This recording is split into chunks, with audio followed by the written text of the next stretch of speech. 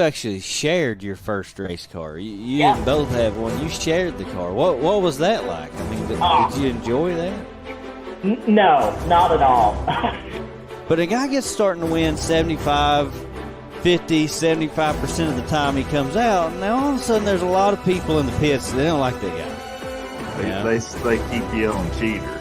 If he's cheating. Winning. If you're winning, you're cheating. Nobody can win. Little Bobby will bounce back. He'll be all right. He'll be all right. He'll be all right. Before you know it, Wes will be laying on the front stretch at Charlotte with him again, helping him hug the trophy. So all will be well in the Bobby Pierce world. You guys tell me, how many times does somebody beat the truck fair and square? I'm not talking about breaking or anything like that.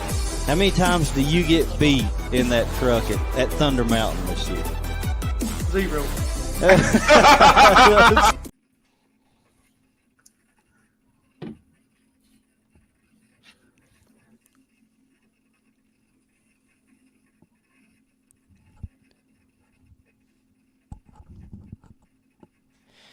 And welcome to another edition of Dirt Racing in the Bluegrass live here on another Wednesday evening. I did want to start this show here tonight with just a moment of silence there and just a small tribute to Rod Carter Jr., who tragically lost his life. And Wes, you had a chance. We'll get to our normal stuff here in a minute, but I want to take a minute here to start the show just to kind of talk about this. You had a chance to go to the services for him at the arena in Corbin, so just talk a little bit about that.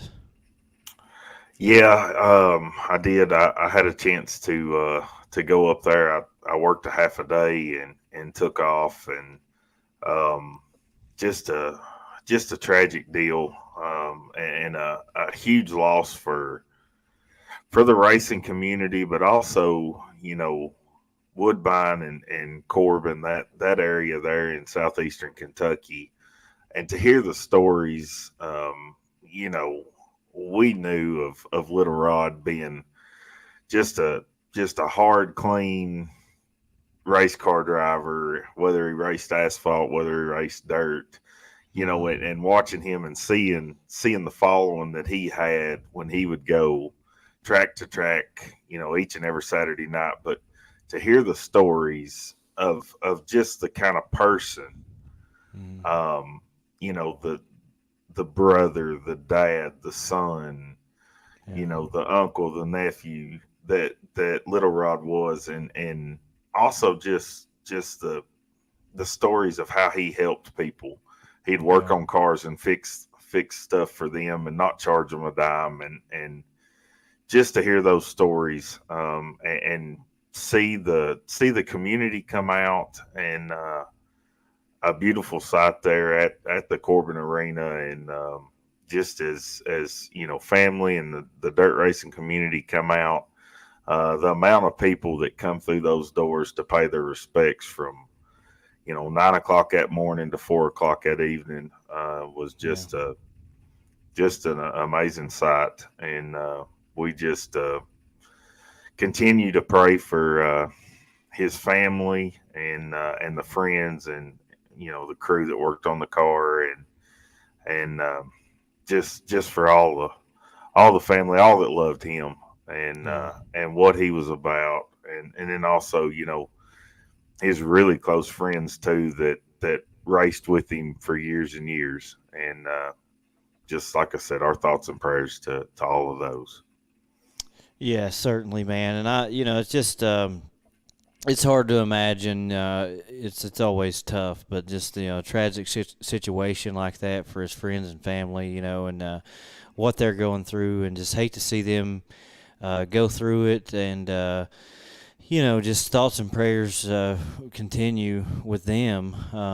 That's always such a tough thing, man, because life goes on, but it's hard to in situations like that for the people who loved him most, and so. But I'm glad you got to go up there to that, and glad you got to be there. Like I said, I'm really happy to hear about Thunder Mountain this weekend. Gonna start be the first annual Rod Carter Jr. Memorial up there at Thunder Mountain Speedway, and I know Dennis Barton was really good friends with him, so it's just cool to see that kind of stuff happening, and I hope that they can honor him well up there, and I hope it'll be. I know it will be. I don't have any doubt that it'll be a great tribute to Rod Carter Jr. this Saturday night at Thunder Mountain, and for the years to come. So. I know that's kind of a rough way to start the show on a somber note, but it's hard when you lose someone who meant so much to the whole racing community. Really, I never knew him personally, but watched him race for years, and I always enjoyed watching him, and certainly miss him. Look, he did. I don't think he got to come out any this year, so I was looking forward to seeing him this year. Yeah, I know it, and for that. Memorial race to be right there at Thunder Mountain Speedway. He just lived down the road there in Woodbine, and it's just a tragic loss, and he will definitely be honored yet again this Saturday night there at Thunder Mountain Speedway. Yeah, he will, and. I know we're still trying to work out. I talked to you a little bit about it today, but they reached out to us about coming down there and helping out on the mic some this Saturday night. I think I'm going to try to make it down there. You're going to try to do the same, of course, with work and everything. And I know that's hard for you. It's always tough for both of us, but hopefully we can. We'll do our best to make that happen. I know we both really, really certainly want to. And it'd be a lot of fun and a great privilege to be able to do that if we can make it. And like I said, we'll do our best to do that for sure. Yeah, absolutely. I really hope that that it works out and we can go down there and announce and do Victory Lane interviews, and just a special deal, and like we said, just a tribute to Little Rod, and he's going to be watching down. He had the best seat in the house, watching down and looking at the racing action from above. But hopefully everything works out, and I'll be able to be there and see that awesome event take place. Yeah, I hope so. Absolutely. So, looking forward to that. And I know it's a tough thing to move on from, and so we'll do the best we can to be able to do that. This the podcast is presented by Bluegrass Restoration and Construction. We appreciate them and their commitment to our podcast and commitment to racing. They're great friends and just very supportive of us. It's the Wilson Plumbing Studio. Appreciate our buddy Robbie Wilson and everything he does to help us there with Wilson Plumbing. And you can call the Absolute Seamless Gutters hotline. That number is 859-412-1287. I'd love to hear from some new callers here tonight, Wes. So we got plenty of time. We don't have a guest on tonight. We decided we're going to do an Ask Anything Wednesday. Hadn't done one of those in a while since last year. I think last year we did that, and it was a whole lot of fun. Just kind of letting the viewership guide the show and ask the questions or a topic, or it doesn't have to necessarily be a question. It could be a topic or whatever you want it to be. But put that in the comments, and we'll talk about what you all want to talk about here on the show this evening. I love to hear from our viewers, and the comments and everything we get are a big part of this podcast. And a lot of times we don't have time to get to the phone line very much, if at all, when we have a guest on. So we decided not to do that. We've got time to answer the phone. This is going to be all about those who tune in each and every week. So let me know. Give us some topics and some questions there in the comment section. We want to hear from you. We enjoy these Ask Anything Wednesdays, Wes. We might need to do them more often, to be honest with you. Yeah. Also, share this out. Send this out. We've sent tried to get everything out there. Sent our invites and trying to get our viewership up. I know a lot's going on with it being in the summer and Yeah. Kids playing ball and summer vacations and all kind of stuff going on. But share this out, everybody get on, watch us, and also make a comment. We're gonna have a great show, answer a lot of questions, a lot of stuff going on. Yeah. Across the state, regional, national, a lot of stuff going on dirt racing related. Let's hear what you got. I always call the hotline as well. So let's have a great show. Yeah, let's have a great show. I'm with you, and it doesn't necessarily even have to be about racing, man. Ask us whatever you want. We'll talk about whatever you guys want to talk about here on the show this evening. So, well, I'll tell you one thing I want to talk about. We'll get it started with this. We had a chance this past Friday night to work the World of Outlaws show up at Ponderosa. And I tell you what, man, I had so much fun. It ought to be illegal. It was just absolutely just so much fun. So glad that I got to do that. So glad you got to do that. It's one of those things for myself. I'll speak for myself. Like, it's just you never thought you'd have an opportunity to do something like that. And it was just amazing. It was just the World of Outlaws people were just they were great to work with. And like I said, being up there with Ruben Morales, it was just so much fun. It was a whole different experience than anything I'd ever experienced before. Usually like when you're announcing a race, of course that was only my third time doing that, but you're kind of steering the whole show.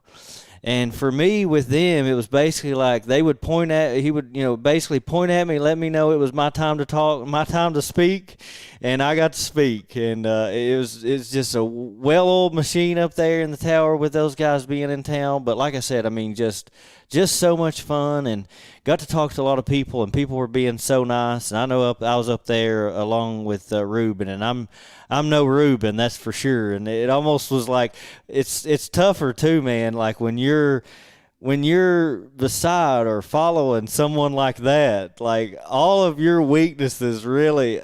People probably didn't see this, but to me, it's like everything really sticks out. But people were nice and telling us what a great job we did, and so appreciate that too. It was just man, it's just kind of one of those surreal moments, and it's just incredible. It really was. I had so much fun.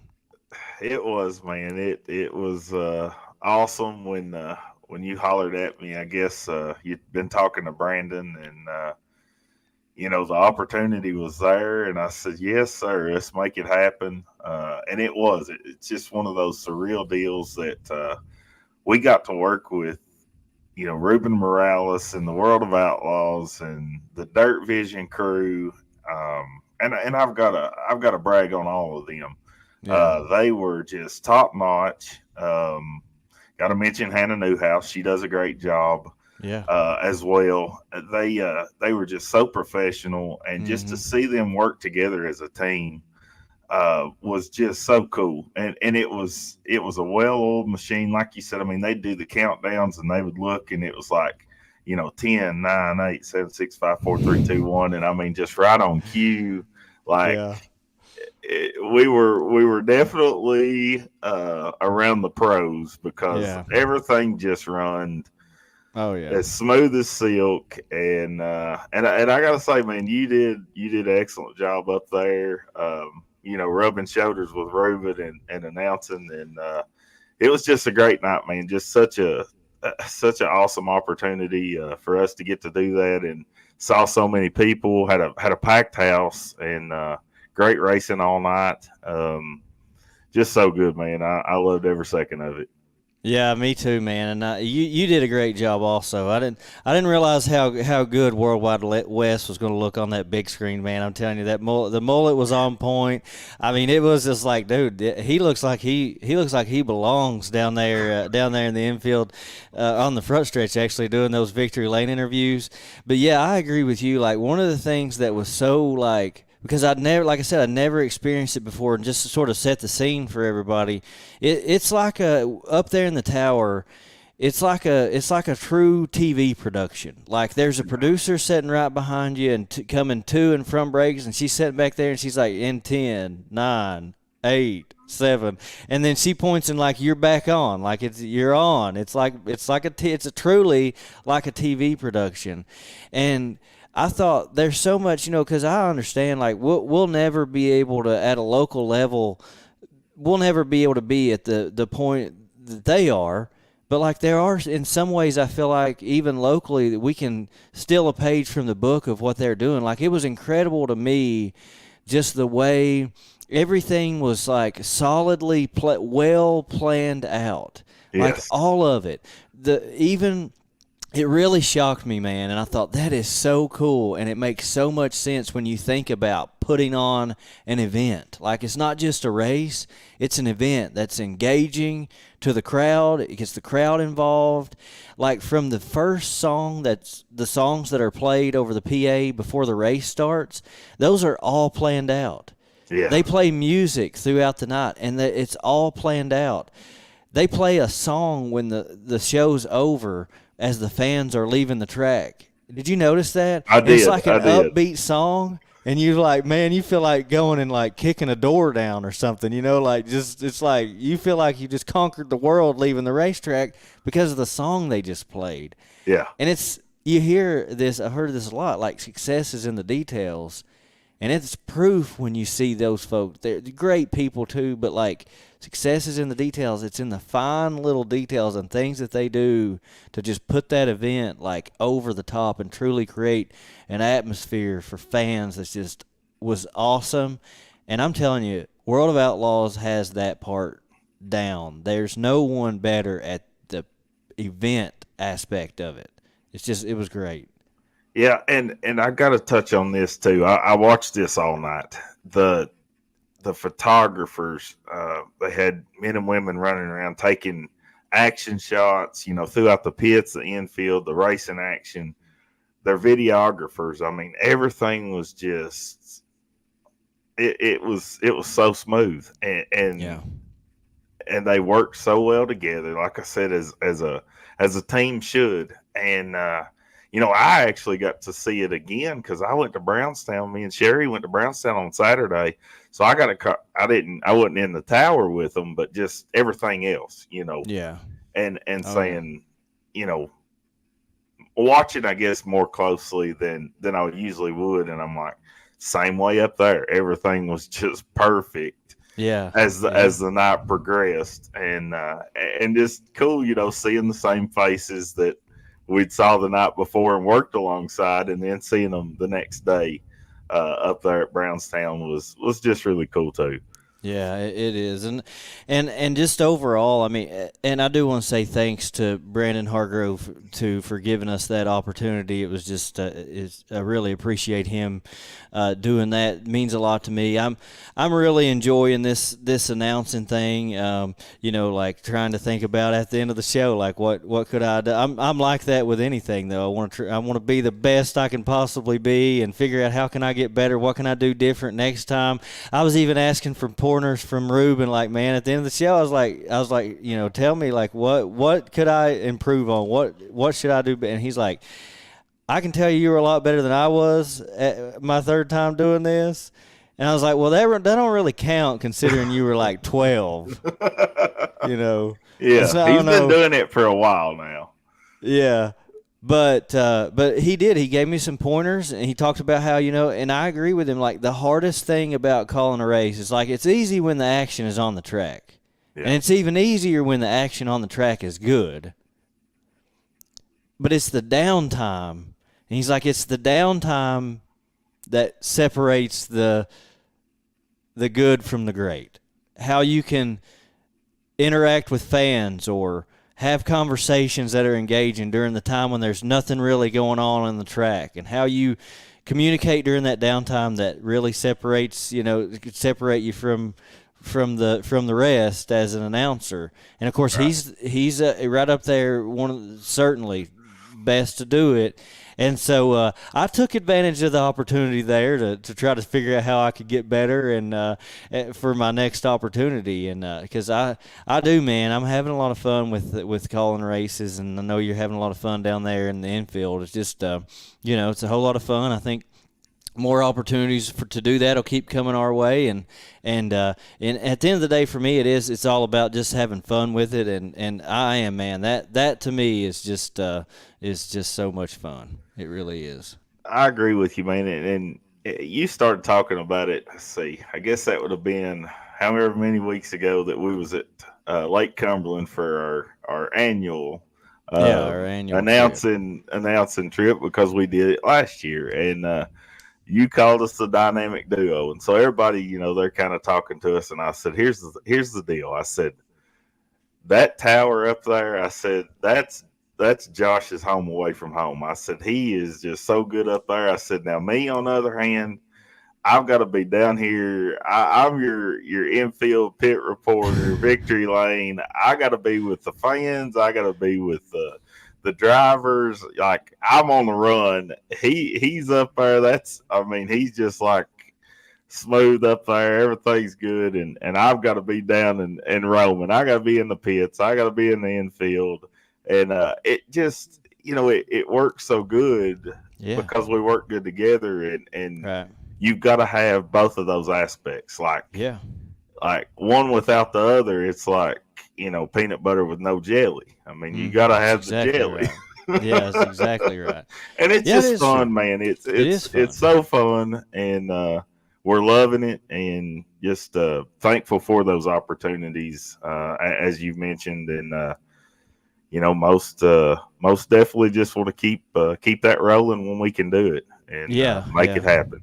Oh yeah, I want to for sure, man. Because I do. I have a lot of fun with it, and it makes it fun having you down there and us being able to play off each other, and I feel like it's one of those things. The more we do it, it's like anything else. The better you're going to get at it, and be able to throw some more stuff in. So, definitely. Well, let's get to a couple.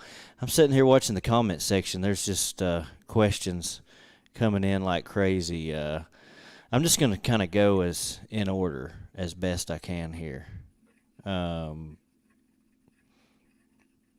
Let's see. Robbie, seeing some pics, videos, new track in Lawrenceburg. Looks like it's going to be a nice place. I think it'll bring more series races to the Bluegrass area. I don't know, man. That's kind of hard to. That's a tough guess there. I don't know really, to be honest with you, what their plans are there at that new racetrack. Honestly, Jeff Soxie could probably answer more questions about that than I could. He's been over there quite a few times, but yeah, I think it could definitely having another track. We could get more series in here. We've about got them all as it is, anyways, as far as late models go here in the state. But yeah, I don't know. It could. Yeah, you look at it as far as we've got the late model series covered. You look maybe. Got the Cumberland Plateau with modifieds. You got the KDRA Super Stocks. Got a lot of series. Ironman Late Models Ultimate Series, Lucas Oil, World of Outlaws, Hunt the Front. That's a good question. And then there's just a lot of drivers from that Lawrenceburg area. Yeah. That love to race on the dirt. So we'll see what happens. Yeah, we'll see. Excited to see it come about and see what happens there. So let's go to the Absolute Seamless Gutters hotline and speak to our buddy Roberson. What you got for us tonight, buddy?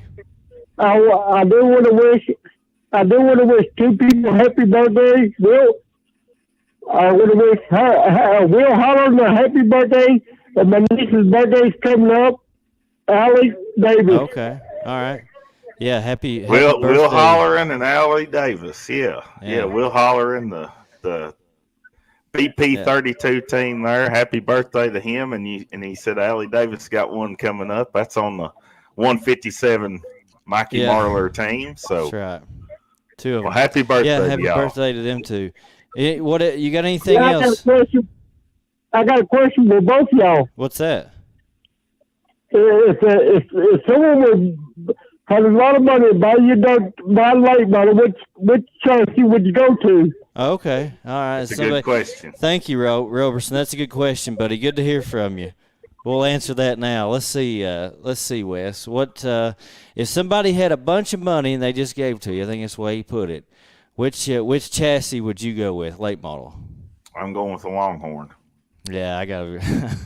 Yeah, well, I gotta agree, man. Like, how could you not go with a Longhorn? If you just had unlimited money and they just gonna hand it to you, I think the best bet there would definitely be a Longhorn. In fact, I would probably just try to buy one of RTJ's cars right now. Because Ken wants to know, is RTJ cheating? He's definitely found something. I don't know if you'd call it cheating, but they definitely have. They definitely found something that everybody else is trying to catch up to right now.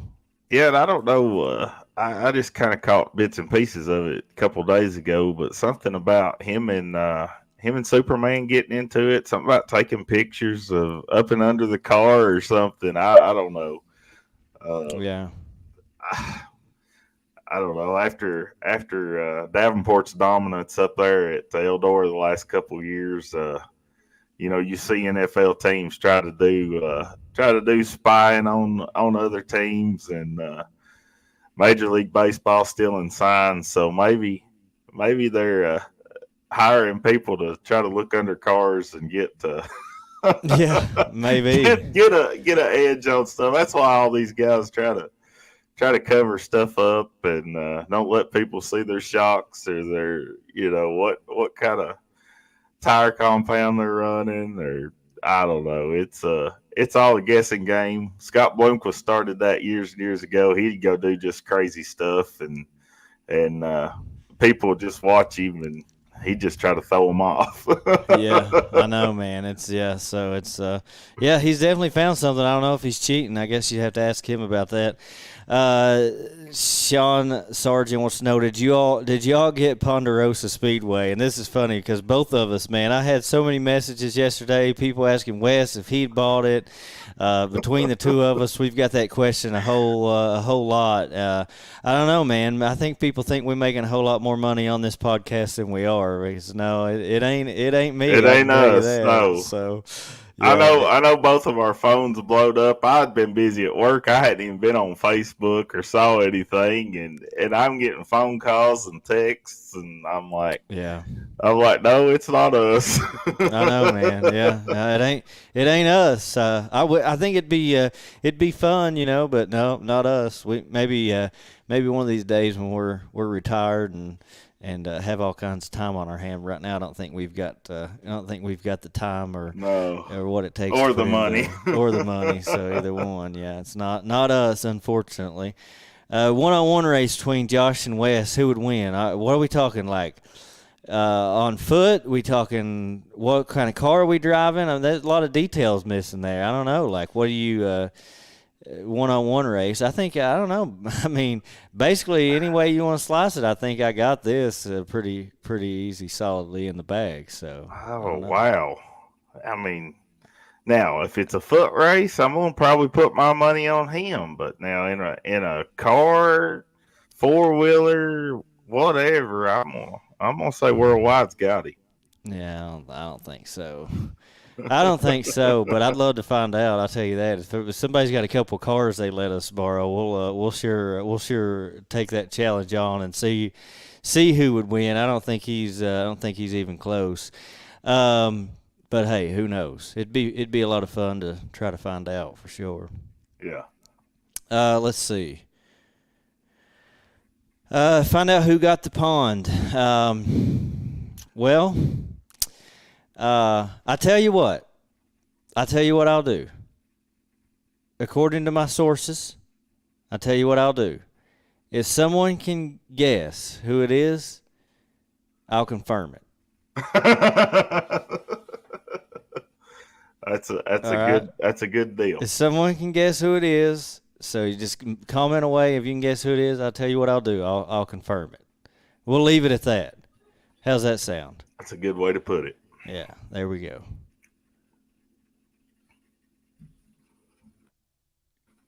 You think the pond in the World of Outlaws 24 game? Absolutely not. Not a chance. Because all the tracks that are in the World of Outlaws game are all tracks that have been scanned by iRacing. So as much as I'd love to see the pond in the New World of Outlaws game, I think it'd be a lot of fun to go to one of our local tracks on there and race, maybe at our Battle of the Bluegrass Series next year. It hasn't been scanned by iRacing, so I don't think unfortunately, I don't think we'll see the pond in the New World of Outlaws game. I'd love to see the pond on there. I'd love to see Brownstown on there. Florence is not a World Outlaws track, but that would be fun to have on that game. I don't know. You just got to look at it as far as World of Outlaws, World Racing Group type tracks. I don't know. Yeah. Who knows? Yeah, If this keeps rolling, who knows what tracks will be on that game? Well, yeah, no, I agree for sure. It's untelling. We'll just have to wait and see, I guess. But well, while we're waiting for some more comments to come in here, I've got a good topic I want to throw in here, Wes. So I don't know if you saw or not, but I made a post on. I think it was Monday. I think it was Monday night, and I was sitting there watching the World of Outlaws show, just minding my own business. I thought, yeah, I'm just kind of curious about. Maybe some others could have some input on this. I kind of got to thinking there was just a lot of cars there, and I've seen this a lot at IMCA events. There's just a lot of cars always. Seems like in those areas there are more cars, and with no ill intention whatsoever, just my curious mind went to work, and I thought, I put it as what are we doing wrong? As in, what could we do? Is there something we could do better to help ourselves here? You know, we got a lot of racetracks, and people are always competing for the same cars. How can we get more cars? How can we do? Maybe there's something we could do similar to what they're doing, or whatever. What's the issue here? Basically, was my question.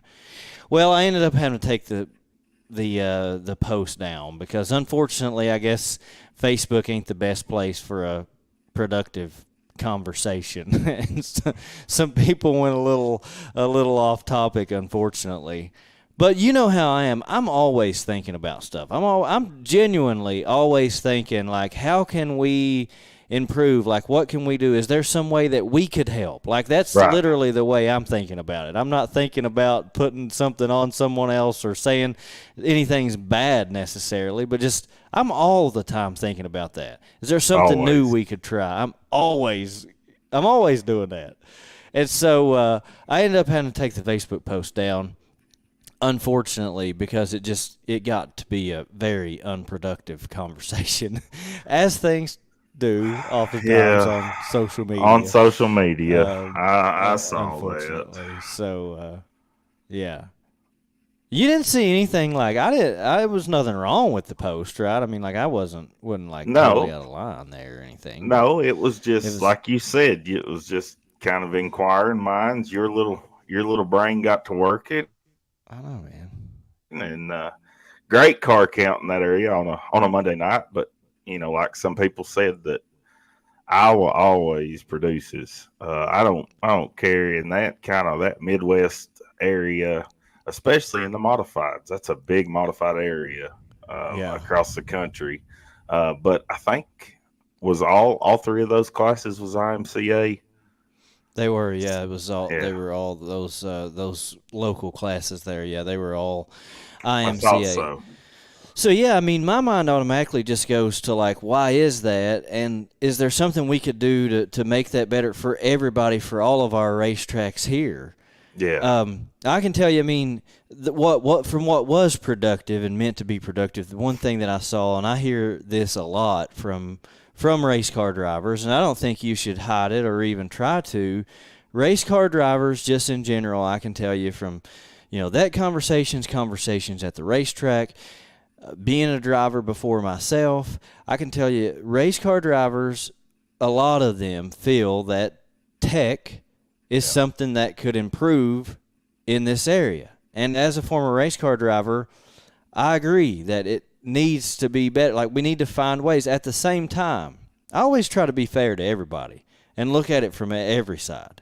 And I understand that for race car drivers. They're working hard every week. They put a lot of money into this stuff. They just want to make sure that everybody's on the same playing field. That's kind of their mindset behind it. And you've heard me talk about this before, though. At the same time, I also realize it is like sometimes people don't realize how very difficult it is on these racetracks to try to do what they're asking them to do. And I'm not trying to make excuses there. I'm just saying that's the reality. It's very difficult for racetracks to have enough officials to be able to afford Right. it, who have enough knowledge about all these different classes, all these different types of cars, and finding people who aren't associated with a driver or another race team. That's man, that is like, how close to impossible is that? You know what I mean? It's tough, that- especially in the area. You know, you look across the state of Kentucky. I mean, having your tech guy that is not, you know, related or, you know, has worked for a certain racing team that still races there. I mean, there's just so many, I guess, variables that you have to look at as far as your tech guy. You know, somebody that Yeah. comes in there and knows exactly what they're looking for, what they're doing, and then don't have no bias to anybody. That's the best. Like, Yeah. somebody Like, that comes out of left field, don't know anybody, and that's your tech man. But that's tough. that's yeah. so hard to have that, And you know, to be able to do that. I mean, it's tough. And you almost need more than one tech man. Because Yeah. like I said, I mean, finding someone who like knows the ins and outs of a late model, Yeah.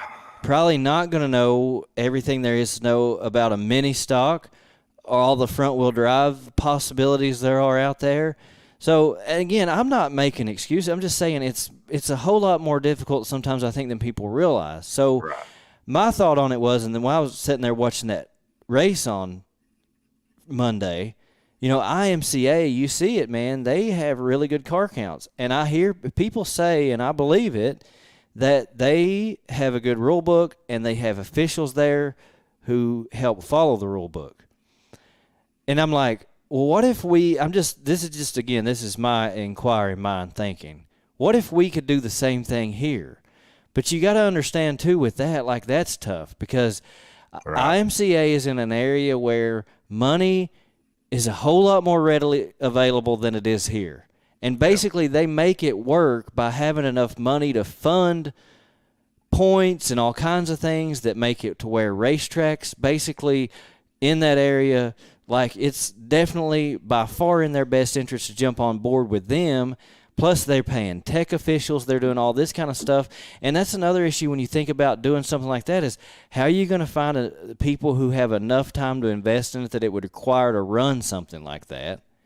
And where's the money going to come from? Right. Because I'm telling you, it is hard in this area. Like, money is so hard around here. Like, any significant amount of money will, and our sponsors, man, I'm so appreciative of those folks. Very And appreciative. And all of these people are a lot of the same people you see on multiple race cars at multiple racetracks. They are putting money into this sport, and I appreciate that. But like, it's nothing in comparison to other places in the country and the corporate money that's being poured into this sport into other areas of the country that make things like IMCA possible. The truth is, we just don't have here. Right.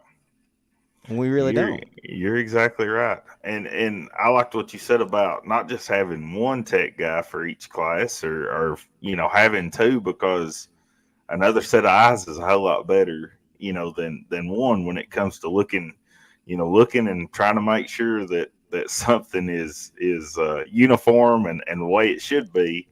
Yeah. Definitely two eyes is better than one. Yeah. It is for sure, and so yeah, I mean, and that leads me to another topic. So I hope everyone understands. Like, look, I'm telling you, and I always try to be as just honest about the way I see things, and I know you do the same. I understand the driver's point of view. I promise I do, like 100%. And I know that it's frustrating, and there's a reason there. But I also see the struggle on the other side, and it's just tough, man. It just really is. On we both see ends, it's tough. we see both ends of it, and it's definitely tough. And you know, especially on the racer side, they want to make sure, everything is tech. They're on an even playing field, and then the track wants to make sure that as well, and sometimes it doesn't. But Yeah. Well, and I mean, think about it. It would be the best. The IMCA is good on so many levels. It's a third-party company that takes care of all the tech, all the stuff that has to do with it, all the negative feedback that comes with tech and race car drivers and all this stuff. It really takes the pressure off the racetracks to where it's not the racetracks having to deal with the responses to everybody. It's really a great thing for those folks over there in that area, including the racetracks. So, I mean, there are parts of that is just a really good thing, but I just think being able to do something like that is almost next to impossible in this area. But is it something like, could we come close to being able to do that? Are there some things we could take away from it to get close to that, to help in some ways? I'm not sure. I mean, I'd be interested in talking about it, talking to folks about it if you see me at the racetrack, because I'm just anything we can do to help this sport here in this area, I'm down for it. And I see the issue. I do. And I tell you, other people see the issue. There are people running the racetracks, all these people, promoters, these people, man, they care as much as anybody. I promise you that. So I'd love to find a way to help with that aspect of things, but it's not as easy as people think it is.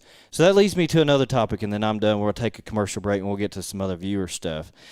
I've seen so many posts like all this week for whatever reason. I don't know why, but it's just been so many posts about the need for people to stop bashing racetracks.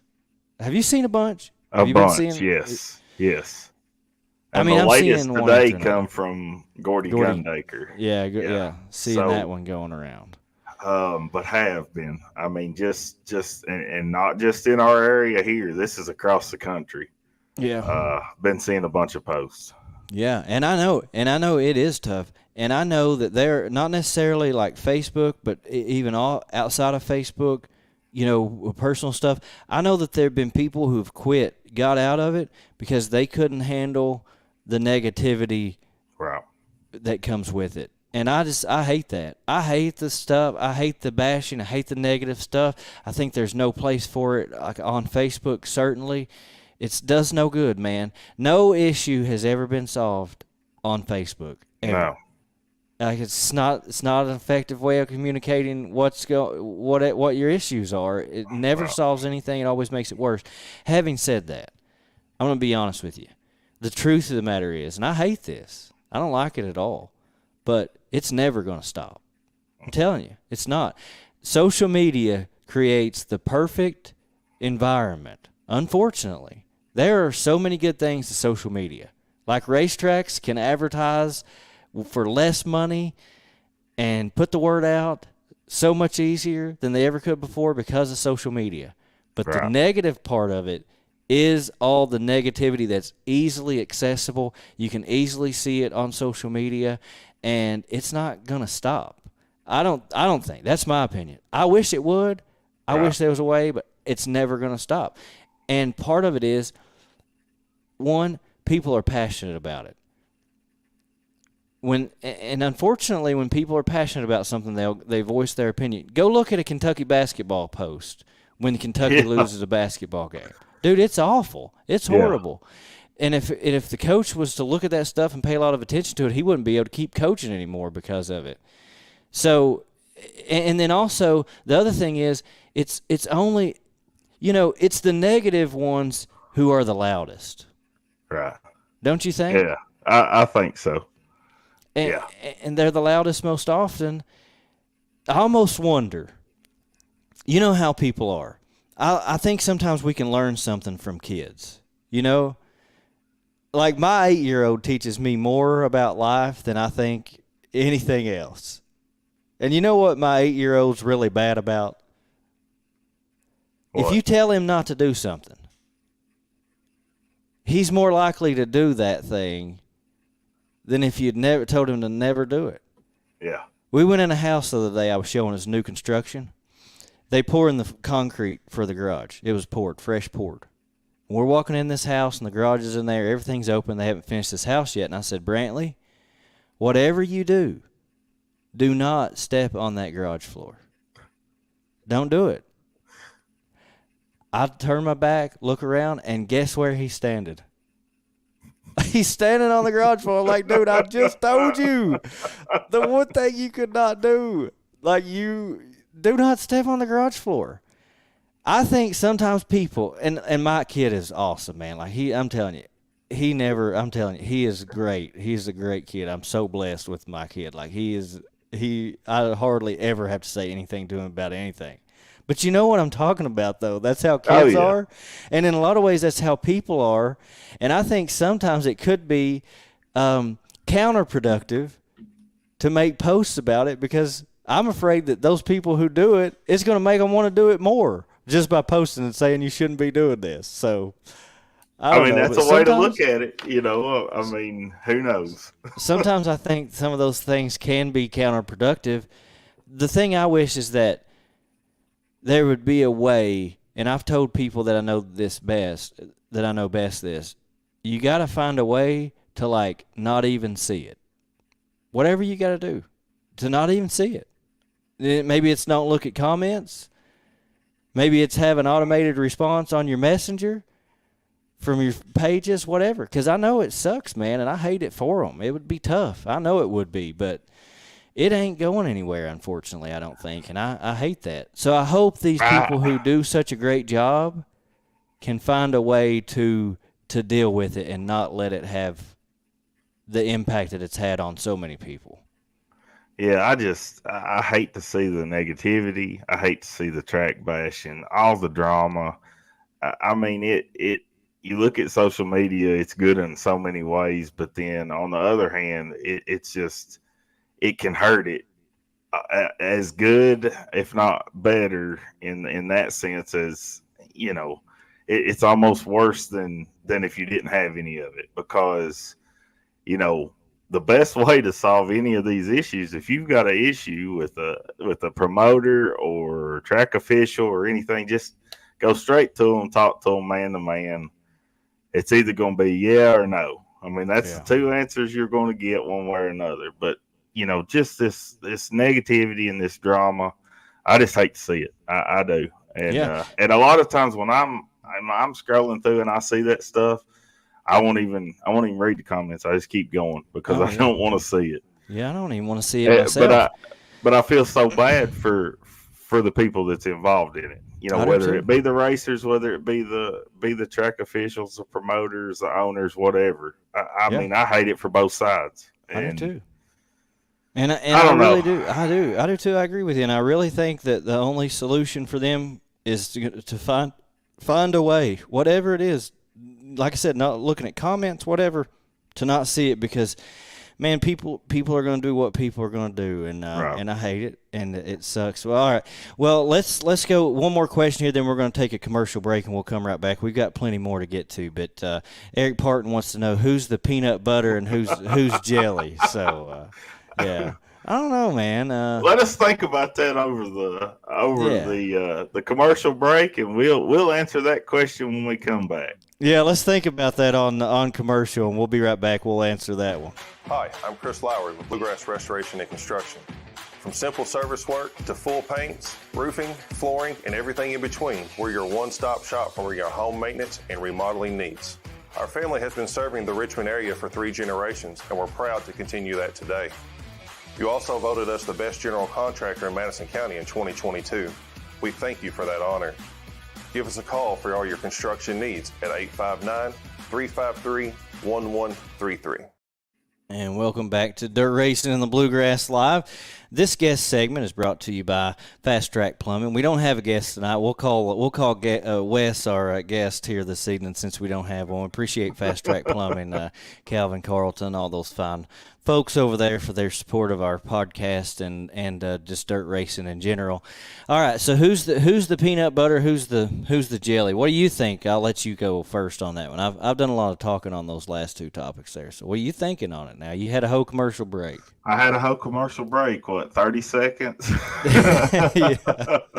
I don't know. Looking in the comments, everybody says I'm the jelly, so I'll be the jelly and you be the peanut butter. Yeah. And I kinda like it. however they wanna roll with that. And Calvin Carlton said he's the bread. Yeah, he's the bread. There we go. We got a whole peanut butter and jelly sandwich. There's your sandwich, and Yeah. we need a pack of Cool Ranch Doritos or Lay's or something. Well, it's true. Ain't that the truth? Well, I think it does kind of make sense too, though. I'll just be honest with you because the peanut butter part of the sandwich is kind of the part that makes it all stick together. You hold the sandwich together, and I hold it all I'm together. the extra. Yeah, that's right. But it wouldn't be no good if it wasn't for the jelly.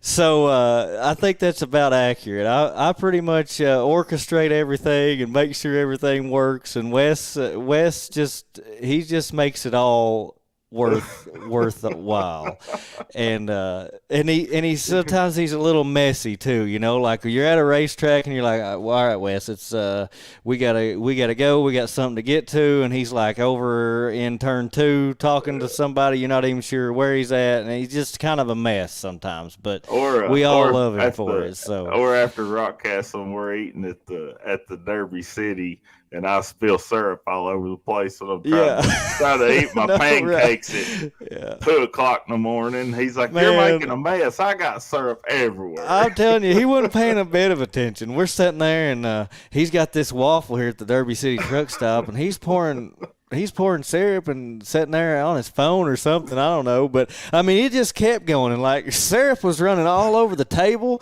I mean, it run out of the plate. And I'm like, dude, you ever going to stop with that? Like, you got enough there?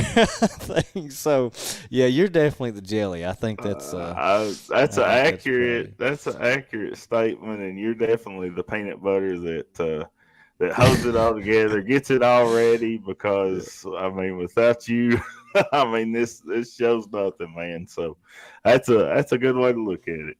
Yeah, it's probably pretty accurate. I'm looking for some other questions here. While we do, I do want to go ahead and get to our Wayne's Auto Repair Driver of the Week. This week is Jeff Watson. I picked him because he picked up his 100th career feature win this past Saturday night at Rockcastle Speedway. So congratulations on that, Jeff. Man, to win 100, look, it's hard to win a race. Like, that is tough, and people don't realize how hard that is. To be able to win 100 races in your career, I don't care. That is incredible. So congratulations on that, Jeff. You're our driver of the week this week, Wayne's Auto Repair Driver of the Week, for that very reason. That's a huge accomplishment. It is. It is a huge accomplishment. I'm trying to think if he's been racing, is it 23, 24 years maybe, something along that lines. But Jay Watt's one of those guys. He does so much as far as winning. He's not a big team. He don't have a lot of guys that work on his car. But they work so hard. And those couple of guys that he has, 2 or 3 on that car is like having 5 or 6 on somebody else's. I mean, they work really well together. They work hard, and Jeff's a wheel man. It don't matter if he's in a modified, if he's in a crate, if he's in a super, heck, if he's in a Crown Vic, it don't matter. Yeah. Jay Watt's tough. He's going to be right up there each and every night with a dang good shot of winning the race. So yeah, he's a good driver of the week for sure. Yeah, he is. The thing I notice about Jeff is, like, Jeff's a competitor, man. Like, he is he is the epitome of a competitor. Like, he wants to win. Like, he has such a strong desire to win. When he's at the racetrack, like, he's so locked in to what's happening at that moment when he's driving. Like, he is just a competitor. He is. He sure is, and gets fired up and mad if something does happen, mechanically on the car. something that they've worked on that shouldn't have happened. And he does have some bad luck. He's a competitor. Every time he gets on the track, he's racing to win. Mm-hmm. And you can just see that fire that he has in his eyes. And he's just, it don't matter what it is. He's competitive and he wants to win. Whatever he's working at, he wants to win and be the best. Yeah, that fire in his eyes. I guess that's the best way to describe it, because he's just always got this look in his eyes. That is the look of a competitor. You know what I mean? Like, does anybody that's super competitive wants to win? And to win 100 features, I think you got to be that way, and he certainly is. So pretty awesome to see him accomplish that. Greg Miller, when are you boys going to get a Crown Vic? I'm going to. I'm telling you, I've made up my mind. I'm going to. By next year, I will have a Crown Vic. I've talked to Sarah about it. At the same time, though, like I told her earlier, I'm having more fun doing this podcast, and especially here lately with this announcing stuff, than I've ever had doing anything else at the racetrack. Like I'm telling you, I'm just having so much fun with it. So I'm going to. I've made my mind up on it. Probably just to race 2 or 3 times a year, like every now and then. But yeah, I'm having a lot of fun doing this stuff right now too. But I want one. I'm telling you, I'm going. By next year, I will have one, because I think they'd be a lot of fun just to go out and race here and there throughout the year, and to have it wrapped in the dirt racing and the bluegrass live. Yeah. Oh yeah. It'd be fun. That would be fun, and hopefully you'd let me run it every now and then. Well, you're gonna have to come to the shop and turn some wrenches, buddy. Is all I got to tell you. All right. We'll throw you I'll right drive in up there to the farm in Brewer, Kentucky. Yeah, that's right. So, but no, it would be a lot of fun, and that would be the thing for me though. Would just be to make sure we could have fun with it. Let's see. I do have some guesses here. Let's throw some of these guesses out here real quick. Greg Hensley says it's himself. No, it ain't you, Greg. I know it ain't you. What are we guessing? Oh, look at this. Eric Parton says, let's let them 2 borrow our cars during intermission one night. Listen, I wish you would. We would absolutely put on a show. I'd kind of stink it up because I'd run off and leave him, but do the best we could anyway to make Yeah, because it would be. You have raced. I've never done it before. But, I know you need some practice laps, because I would hate to make you look bad. You need some practice laps. I don't want to make you look bad. That's true. You run in you race in Raymond's car, and I'll run Eric's, and it'll be the 75 versus 17. There we go, buddy. I'm all about it. I don't care what car I get. Let's make it happen. That'd be a fun, 5-10 lap intermission race or something. Yeah, or even 2 laps. That'd be fine, too. I don't care. I ain't picky. It won't take me long to run off and leave him, so it'd be all right. It's previous track promoter. Nope, not it. Puckett. Nope. I've heard that one a lot over the last couple of days. This is a funny one here. I actually saw somebody, man, earlier who was like talking like they knew what they were talking about. Not Kenny, but talking like they knew what they were talking about, saying it was Tony Stewart. Man, that's just hilarious. It ain't Tony. I'm sorry, but he doesn't have any interest in Kentucky's baddest sport. I saw another good one a while ago. Said the Marlers. Yeah, the Marlers. That's another one. Yeah, I've actually heard that one a few times. I have too, yeah. Yeah, not it. Bill at Richmond. Nope, not it. I saw one earlier. It said Logan Preston was going. Yeah, David Farrell and Steve Francis. That's a good guess. That's another one that I've heard. No, that makes sense. It makes some sense. It would, but no, it's not. Not David and Steve. David is a former track promoter there, I believe. I know he ran Bluegrass Speedway for a lot of years. Oh, look at this. Raymond Fuson says, let's do it, man. So we're in. We just got to find a track to let us do it. I've got a racing suit. You got one? I can borrow one. You got to find one. That's all find you got one. to do. I'm Worldwide West. I can find a racing suit, shoes, helmet. Well, I'm just trying to think. I'm trying to think. AJ Smith. Let's make it happen. I can find that stuff. Let's do it. I'm ready, baby. That's not an issue. Bring it out of retirement. Put me out there on 2 cylinders. You can unplug a couple plug wires. I'll be all put right. me in, coach. Make it fair. Yeah, Logan Preston says bought the pond. No, Greg Hensley said that. Or, yeah, Greg said Logan bought the pond. Not it. Oh, shit. All right, let's try to find one more question. Jamie Stump. Nope. Not it. I'm trying to. Anybody got a question? Everybody's trying to guess Ponderosa, but nobody's gonna get it. So that's why I said that. I knew I was in the clear. UMP used to come Tech, but people hate UMP here. Yeah, but I mean that's the thing too, though. UMP would come like once a year. That literally, like they'd come once a year, or not very often, and it's kind of like, well, that don't do a whole lot of good, really. My thoughts on it: if you're gonna show up, you need to show up every night. I mean, it can't just be a once in a blue moon. Hey, we're going to Tech tonight.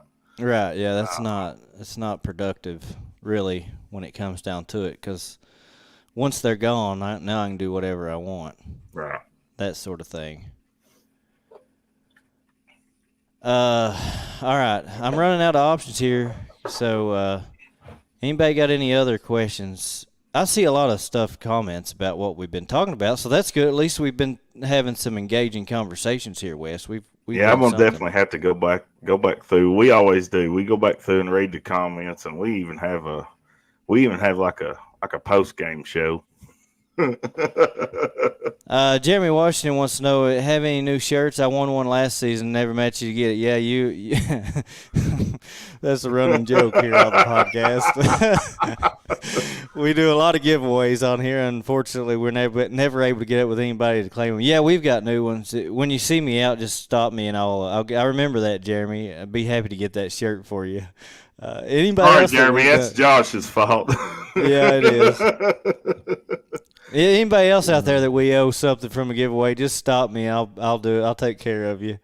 It's not on purpose, I promise. We've got new shirts. We got gray ones. We got black ones. If you see us buy a shirt, that helps us out. Brian Delperdang talking about Wes. Driving skills. He said he's seen you on the PlayStation. Yeah, if your driving skills on the track anything like PlayStation, I tell you what, I got to get away from you as quick as I can. I done told you all I wasn't a PlayStation guy. I was an Xbox guy. So, yeah, that's right. That's like, yeah, it's the system. That's just not cool. But I held my own. Yeah, not really, but no, I didn't. All right, that's all. I see a bunch of guesses on there. Nobody's right. So sorry. No one has solved the puzzle to who bought the pond, and unfortunately, I knew you wouldn't. So just have to wait for that news to come out. I know who it is, but I probably shouldn't say. Oh, sorry, I took it down for you. Yeah, you took it down. Yeah, it wasn't David. Said breaking news. It wasn't me. Yeah, I know. So, yeah, like I said, I'm gonna keep that under wraps, and when we can announce it, we'll make an announcement here on the page and try to get that out there for everybody. Look, I'll say this about the whole thing. You know, I got to thinking about this today, and I'm telling you, this is the truth. I'm for everybody. I want to see everybody win, all of them, all racetracks, as much as the other. And I'll do whatever I can for all these tracks, man. Any way I can help, let me know. I'll be happy to help. Brandon Hargrove has been in this business around here longer than anybody we have in this area right now. He has.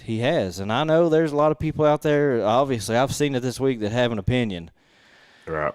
And I like Brandon just like I like everybody else, and I'll do anything for him just like I'll do anybody else. Appreciate him and all the opportunities he's given me.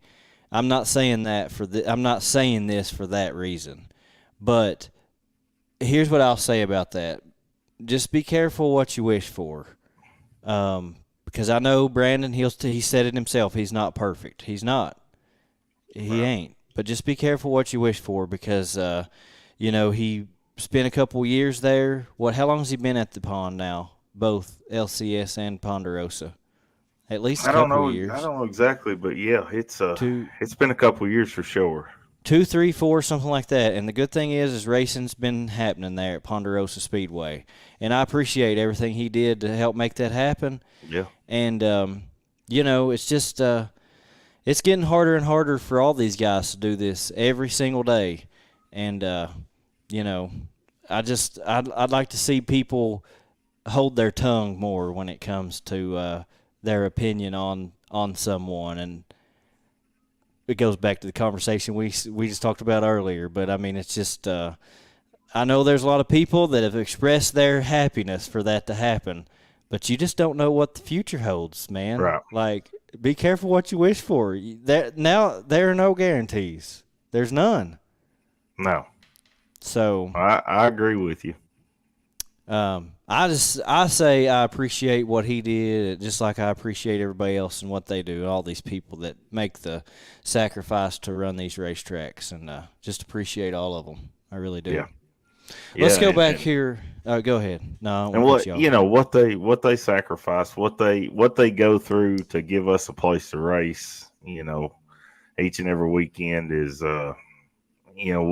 very we're very appreciative of that. Yeah. And their families and what they have to go through, and it's a lot. And so yeah, I agree with everything you just said. That's spot on, buddy. And I think a lot of what we see around here, especially lately, is it's almost like people can't be for everybody. Like, it almost seems like people have in mind that they have to pick sides. And my thing is, why can't the side be the sport as a whole? Yeah. And you may not agree with everything somebody does, when somebody runs and what they run when they decide to run. But can't we just be for the sport as a whole, for Right. everybody? Because you don't have to always agree. We're never always going to agree on everything. No. Ever. So, yeah, anyways. All right, let's go to the you got anything else to add to that? I've talked a lot on that. No, you said it. You summed it up exactly the way I would have said it. So let's move on. Well, good. I'm the peanut butter, and you're the jelly. So here we go. Right. So, let's go back to the Absolute Seamless Gutters hotline. Who's on the phone with us? Last call of the night. That would be me. I know who me I is. know That's that Greg voice. Miller. We know we can count on Greg Miller. Always our buddy Greg's gonna call. That's right. Yeah, that's right. Hey, I figured y'all hadn't got too many calls. I might grace y'all with my presence or something. So, but I wish all these tracks the best. I have preferences of tracks I like, and just like anybody does. But at the end of the day, we need them to be successful. Yeah. Because I'll go over there August 2nd. I'll go over to Mountain Motor August 2nd when we have the KDRA Series race over there. But I mean, that's 3 hours for me to drive every weekend to race, and it's just not feasible for me. But I still want to see it be successful for guys over in that area. Well, I mean, just guys like in my class, like Tim Mason or Daniel Stamper or Glenn Patton, people like that. I still want to see the track be successful. So them guys got a place to race. That's just, picking guys out of my class, of course. But I don't see as much track bashing as just myself personally, as much as just more people bashing than anything. I mean, I think everybody likes the tracks. And I mean, there's going to be nights they say, they really ain't even bashing the track. They'll say, the track was just, for lack of a better term, track was just total shit tonight. And to me, they're not really even bashing the track. They're bashing the person that's responsible for getting it prepared. Yeah. So I think I'm like you, and there may be people I don't like better than others. Hell, we're all that way. But Yeah. I'm just gonna. I'm gonna take a little cue from you. I'm gonna learn to keep my mouth shut a little bit more occasionally, Josh. So you might have had a good effect on me tonight. I'm glad that he did, because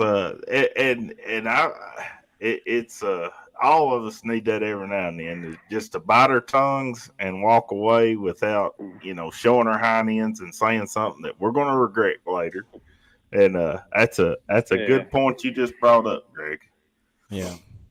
Yeah, well, I'm good. I generally, I need to be better, but I mean, I've got the, whatever, go to hell attitude or whatever you want to call it. I don't regret a whole lot. If I said it, I meant it. That's just me. But either way, we all could work on that a little bit better. But Wes, I can't believe more people didn't want me and you to continue our rendition of "Celebrate" there at the end of the night. Yeah, that's what that song was. Yeah, that's what that song was, man. We was singing, and me and Wes was putting on a show. I mean, they was throwing popcorn boxes and Pepsis to tell us to leave, and we was just having a good old time. Yeah. My wife was looking at me like a bull looking at a bastard calf or something,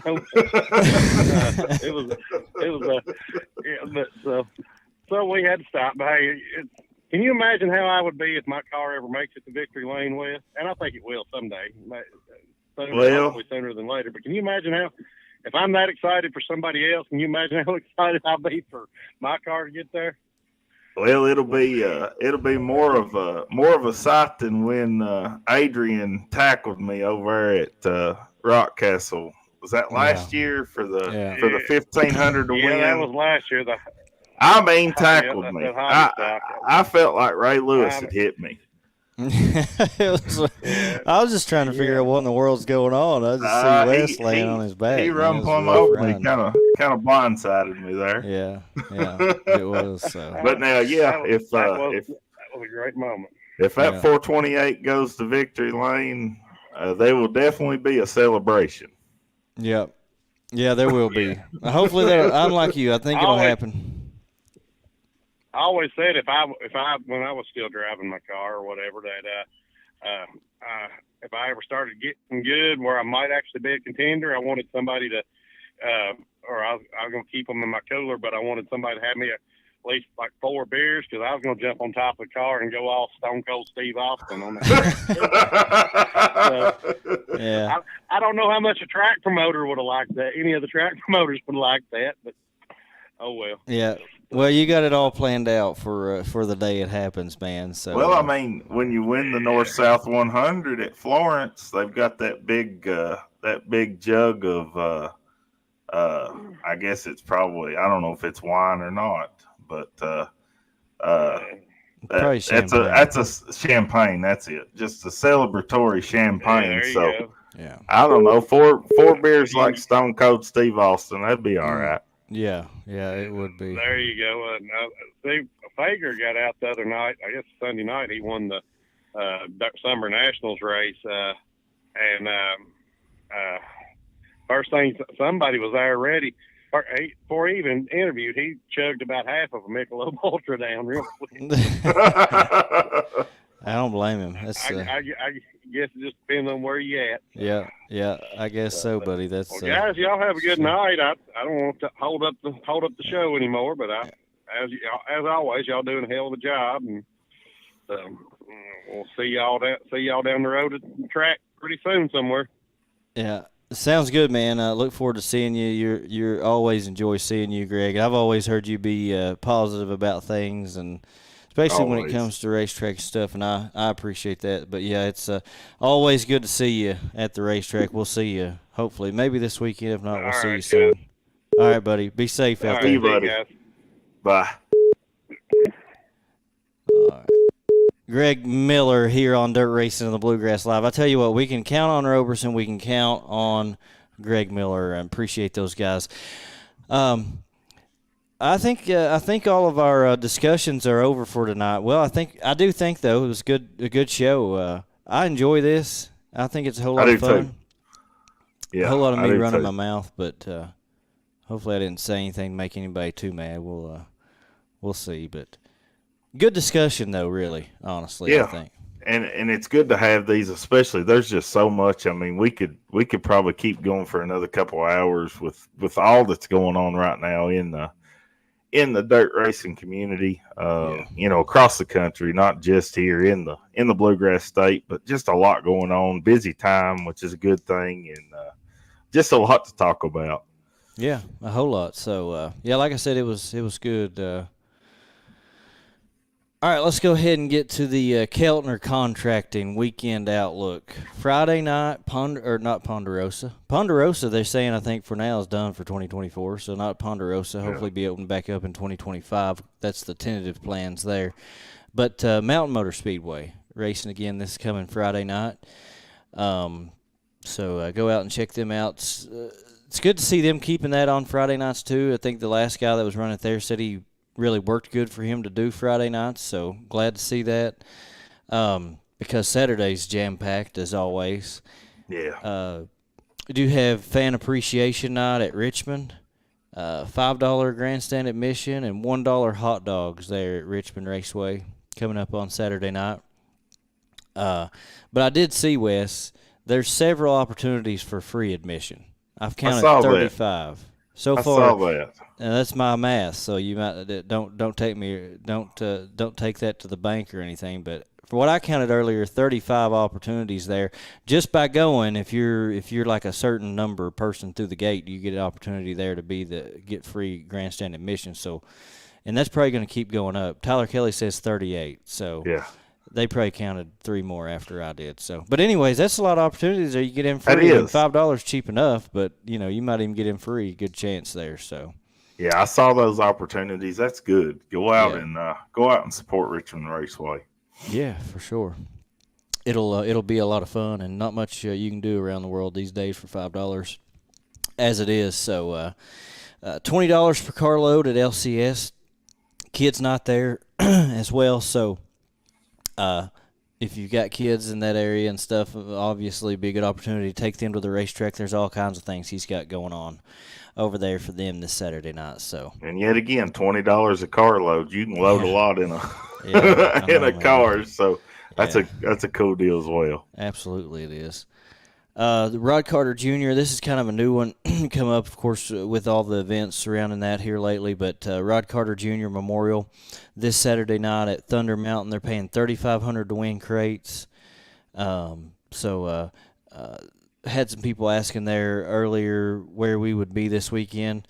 Not sure yet, but hopefully I think it's going to work out that I'll be able to go, and Wes is planning to do everything he can to try to go to help them on the mic up there at Thunder Mountain to honor Rod Carter Jr. So hopefully we can do that and be a very special event up there, first annual, and that's something they're going to keep doing throughout the years too. So be cool to be a part of that first annual event there at Thunder Mountain.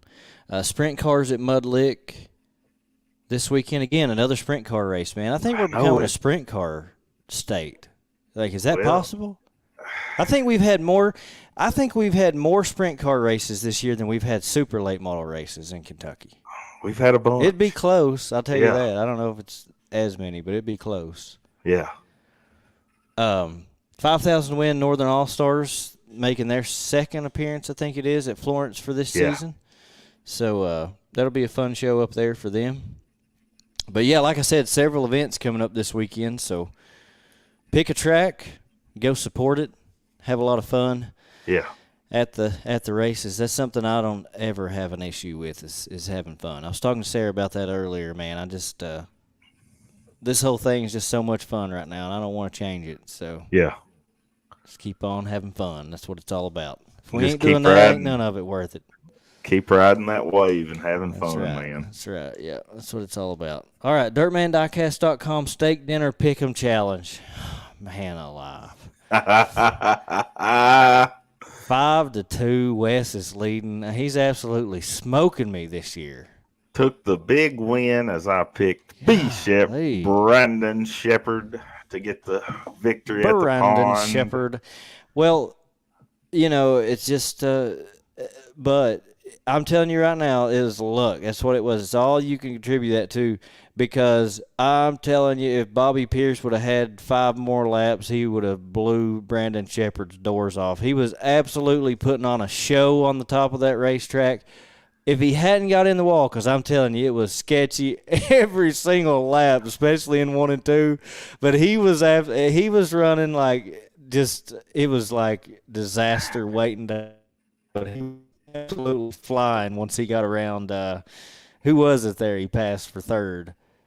I can't even remember, but man, he almost had it. He passed Zach Doan he passed him for second on the last lap. Yeah, he passed him for second. If you had, I don't know, five laps to go, 10 laps to go, would have been interesting to see. It was definitely treacherous because he was running the Bobby Pierce line. I mean, you couldn't get no higher, especially coming out of 2. But I mean, coulda, woulda, shoulda. Whether you're when 50 laps was up, B-Shep had to win. So well, he did. I give it to you. I'm not taking anything. I'm not going to take anything away from you. But man, I'm telling you, I don't. If you're a Bobby Pierce fan or not, whatever. I know there's a lot of people can't stand him. Like you got to admit, like he makes a race awful fun to watch. Like he does. Gosh, man, it's just always putting on a show. And let's see. Thursday night, B-Shep wins. Friday night, B-Shep wins. Saturday, they go to Brownstown. Nick Hoffman gets the win. And then the next 2 races, let's see. Bobby Pierce wins the next 2. And they're in Iowa. Hamilton County was that yesterday? And then I'm trying to think. They ran another one. He won 2 in a row there. Yeah, he did in Iowa. Yeah. So I mean that's coming down to he's going to come back up there. He's going to make a little run, and then you got B-Shep and Hoffman up there kind of battling with him, and also saw that Madden was released today to come back and race. I think he plans to be at Volunteer Speedway there at Bulls Gap this weekend. So great to see him to be released to come back and race.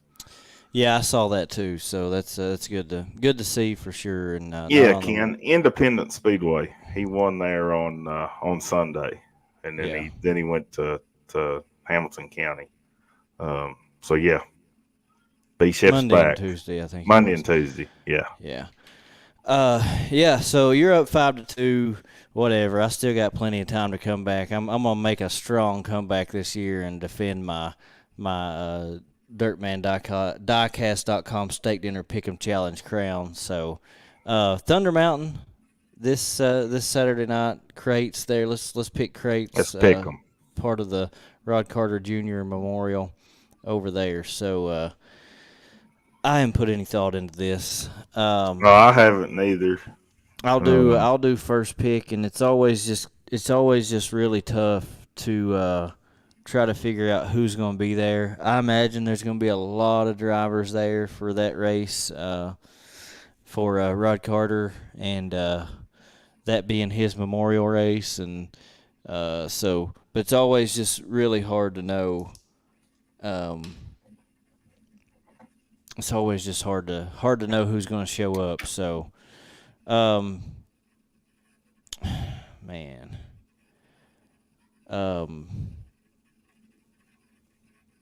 let's see. I'm gonna go with Tommy Bailey. He's made a lot of laps around that place, and he's good there. I know he'll be there too. So that's who I've got for Saturday at Thunder Mountain. That's a really good pick. He won this past weekend. Yeah. That would be a very emotional victory for Tommy Bailey. Him and Little Rod was really close. Raced hard and for a lot of years together and against each other. And for that team, that would be definitely be an emotional victory for somebody that was really close to Little Rod and his racing program there in Woodbine, Corbin area. So that's a really good pick.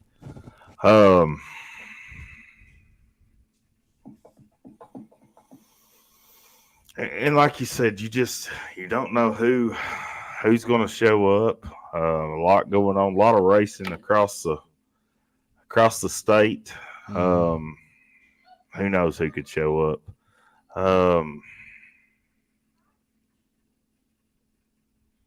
I want to go with Jeff Watson.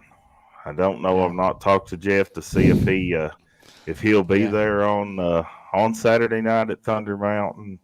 But that's my pick. I'm going with Jay Watt to get 101. Get his 101st victory of his career there at Thunder Mountain. That's a good pick. If he shows up, we'll just have to wait and see who decides to show up there on the mountain on Saturday. So we'll see, and hopefully I can pick up a win to at least make this thing a little bit interesting, because Wes is starting to put about a half track on me right now. So I need to make some noise myself in this State Dinner Pick'em Challenge. But well, it's been a fun show. Thanks to everybody for watching. We'll definitely keep doing these. What'd I call this? Ask Anything Wednesday. Ask Anything Wednesday. Yeah, Ask Anything Wednesday. We'll keep doing this because it was a lot of fun. We had a lot of comments, a lot of discussion there, and appreciate all you guys for tuning in, watching with us. We'll see you next week, same time, same place. We're coming up on a very busy stretch of big-time events here in the region here over the next couple months. So it's the busy time of the year. Can't wait. Yeah, it's fixing to get really busy, and we love it. So thank you all very much for tuning in, and we'll be back here next Wednesday. That's right. See you all at the races. Go support a racetrack this weekend. See you guys.